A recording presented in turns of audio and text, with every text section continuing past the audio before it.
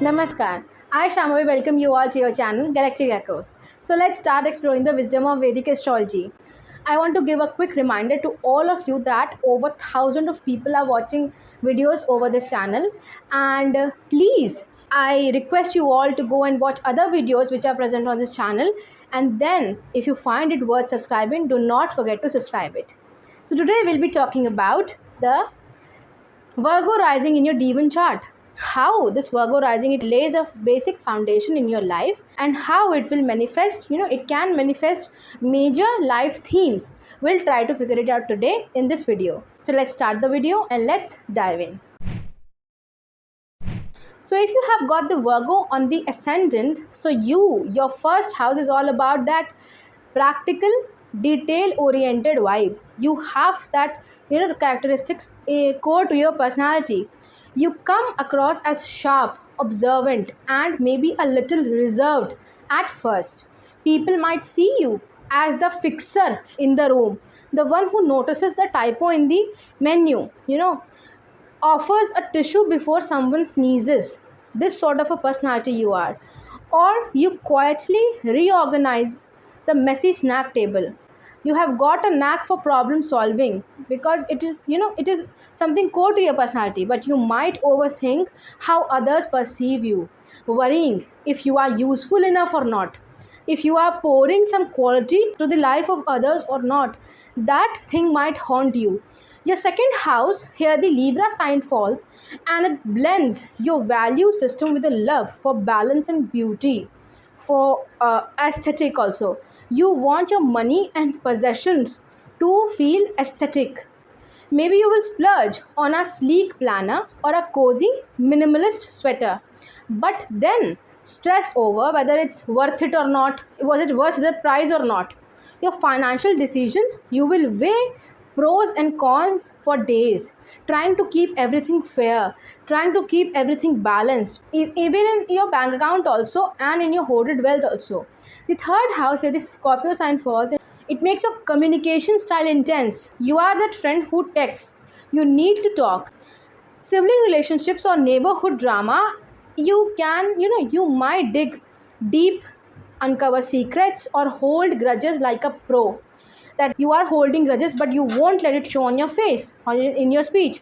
But you will also fiercely protect your inner circle, your neighbors, or your siblings, the people you treat as younger siblings of yours, even if they are your friends or co-workers. Your fourth house, here the Sagittarius sign falls, and it gives home life a restless, adventurous twist. You might move often, crave a home filled with travel souvenirs, or clash with family over your need for freedom. This is something which is basic to all the Virgo ascendants. Nostalgia is sure, but only if it is tied to that one summer you backpacked across Europe. You are the friend who serves exotic dishes and tells wild stories about it, but forgets to clean up afterward. So this is your ultra pro max Virgo characteristic. This thing that you are passionate about that adventure, about that exploration, but then you won't be able to get thing done post it. That when it is completed, you will feel yourself confused and tired. The fifth house, here the Capricorn sign falls, and it turns creativity and romance into serious business for you. You will write a novel only if it's structured. Flirt like you are drafting a contract. And approach hobbies or your passions with a practice makes perfect mindset. This sort of a thing. If you are a good painter, you are good at drawing, you would practice it daily. Maybe if you are drawing the same apple over and over again, so that you do that thing, achieve that perfection in that particular passion of yours. So because we are talking about the fifth house, we cannot forget love, right? So slow and steady, you are not into games, but once you commit, you are loyal as a golden retriever. This is something very basic to all the Virgo risings. Because of the fact that your Lagnesh is Mercury, it is a child, and the ruler of your fifth house is Saturn, which is that the teacher of patience and lessons. So you have to be careful at that spot. The sixth house, here the Aquarius sign falls, and it makes your daily routines quirky. because Aquarius science is all about that quirkiness to invent a productivity app while procrastinating actual work or health routines. So in your health you are into futuristic trends like cryotherapy one month and aura scans the next, but might ignore basics like sleeping pattern. So this is something with your Virgo rising that you have to take into consideration. Your seventh house where the Pisces sign falls, and it dreams of partnerships that feel soulmate. You attract artists, healers, or folks who cry during sunsets. These sort of people.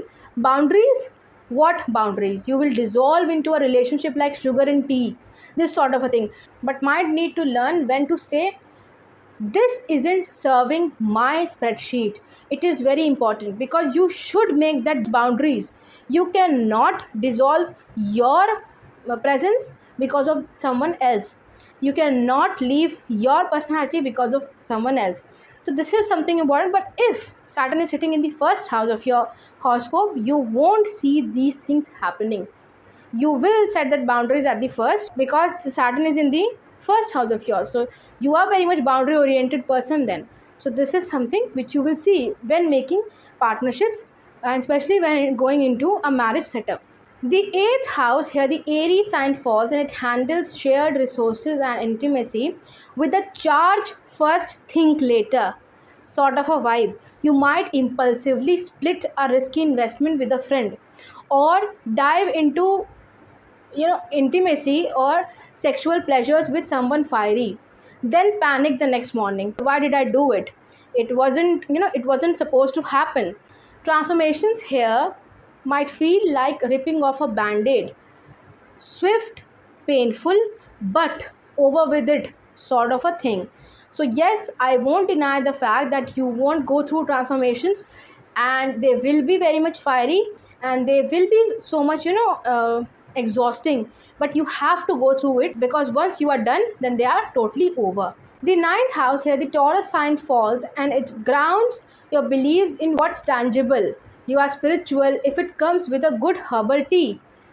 Travel, because it is the ninth house we are talking about, you will pick a luxury resort over a hostel, and your life philosophy is basically work hard then nap harder. This sort of a thing you have in your personality because it is all about that stability, that luxury, and that prosperity because moon gets exalted in the sign of Taurus.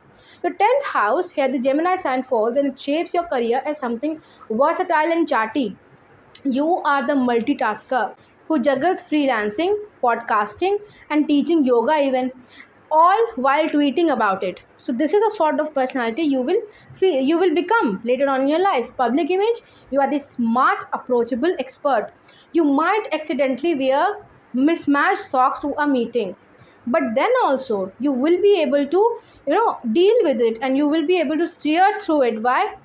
Because Mercury, you are a Virgo rising, you are not a Gemini rising, and Virgo is the more matured energy of Mercury, and these all things will come to a decelerate motion when you hit the age of 32.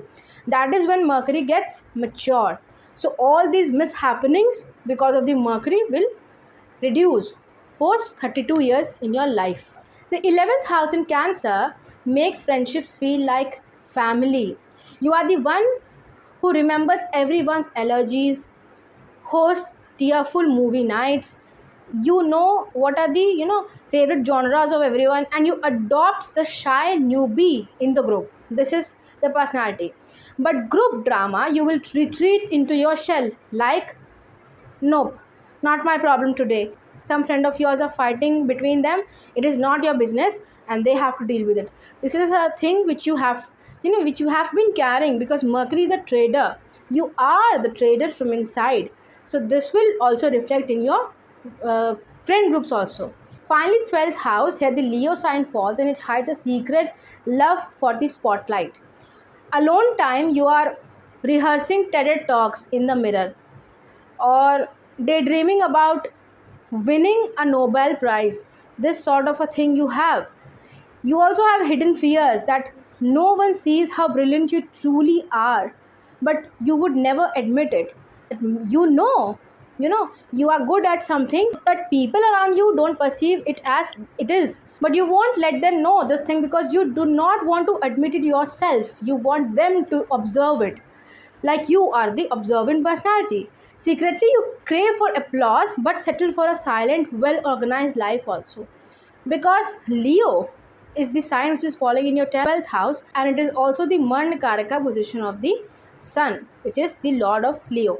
This is a thing which it brings a polarity to your nature. So Virgo rising, in a nutshell, it gives you that analytical, fixed energy, especially when the Mercury matures at the age of 32. But life keeps tossing in plot twists, like a dash of rebellion here, a splash of daydreaming there. This sort of a thing will always be there with you, because Mercury, the child, is your Lagnesh. You are here to refine, improve, and serve, but don't forget to let loose, embrace messiness, and maybe, just maybe, let someone else handle the spreadsheet sometimes. Just give someone else the steer of your life. After all, when the sharpest pencils need to be sharpened. This is something which you have to learn in your life and in your birth, being a Virgo rising in your D1 chart. So this was my understanding of the Virgo rising in your D1 chart. If you like the content, do not forget to like this video. Also, if you want to see such quality content on this channel, do not forget to subscribe it.